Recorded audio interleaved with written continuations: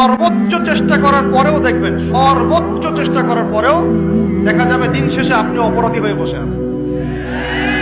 আর আমি একটা লেকচারে বলেছি না, পুরুষ মানুষ বোকা। পুরুষ মানুষ কেন বোকা? কারণ সে সবাইকে খুশি করতে চায়। সে চায় মা সুখে থাক, বোন সুখে থাক, স্ত্রী সুখে থাক, যদি আরো স্ত্রী থাকে ও সুখে থাক, সন্তানরা সুখে থাক, সবাই ভালো থাক। এবং তাদের ভালোর জন্য তারা কত কষ্ট করে, দিন রাত ডিউটি করে, অফিসে যায় আসে, জ্যাম ফেস করে, মানসিক প্রেশার নেয়, শারীরিক প্রেশার নেয়, তাই না?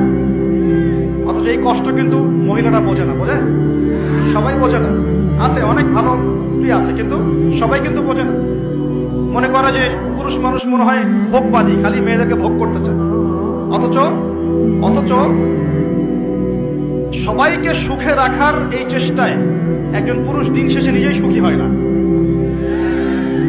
বহু পুরুষ শেষ বয়সে গিয়ে একাকিত্বে ভোগে, একা হয়ে যায়।